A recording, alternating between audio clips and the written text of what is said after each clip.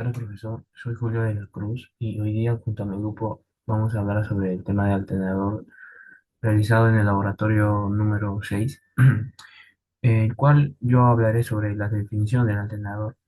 El alternador es un dispositivo que convierte energía mecánica en energía eléctrica en forma de corriente alterna. Funciona gracias a la inducción electromagnética donde un campo magnético en movimiento genera electricidad. Se usa principalmente en autos para recargar la batería y alimentar los sistemas eléctricos y también en centrales eléctricas para producir la luz que usamos todos los días. Anteriormente se utilizaban los dinamos que generaban corriente continua, pero eran menos eficientes. Con el tiempo los alternadores los reemplazaron, ¿no? Por ser más potentes y confiables. Actualmente, hoy en día, los encontramos en casi todas las máquinas que necesitan generar electricidad de forma constante y eficiente. Eh, en nuestra carrera de gestión y mantenimiento de maquinaria pesada lo podemos encontrar en grandes maquinarias que utilizan electricidad. Pues eso sería todo. Muchas gracias.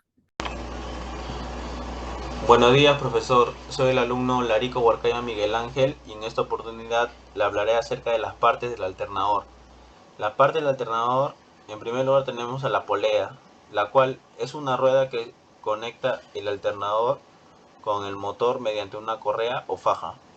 En segundo lugar tenemos el soporte, que es la estructura que sujeta el alternador al motor del vehículo. En tercer lugar tenemos el rotor de imanes permanentes, que es la parte móvil dentro del alternador. En cuarto lugar tenemos el regulador de voltaje, que controla la cantidad de voltaje en el que el alternador entrega. En quinto lugar tenemos el rectificador, el cual convierte la corriente alterna AC generada por el alternador en corriente continua DC, que es la que necesita el sistema eléctrico del vehículo. Y en sexto lugar tenemos el núcleo de 6 fases, que es la parte fija donde se genera la corriente eléctrica al ser atravesado por el campo magnético del rotor. Muchas gracias, profesor. Tal buenas, mi nombre es Yomir Mendieta y les voy a explicar una explicación breve sobre lo que es la resistencia del bobinado del rotor. Debe ser baja, normalmente entre 0.2 y 5 ohmios, no debe exceder los 5, dependiendo del tipo de rotor, claramente, ¿no? Porque su función es generar campo magnético al paso de corriente. Una resistencia muy alta podría indicar un daño en el bobinado, como un alambre roto o un alambre corrido. Mientras una lectura de 0 ohmios podría señalar un cortocircuito interno.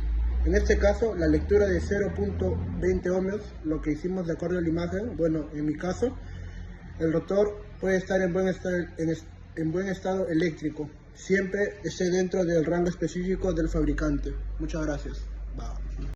Buenas tardes, mi nombre es Eric Saldarrega y yo les voy a explicar el uso del alternador en la maquinaria pesada.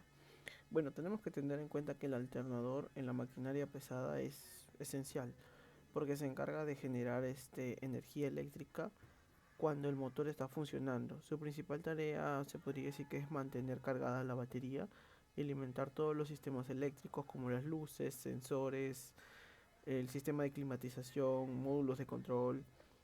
Podemos definir que gracias al alternador la máquina puede operar de manera continua y segura, incluso en condiciones extremas de trabajo, sea frío, donde hay clima más o menos que tiene demasiada arena y así.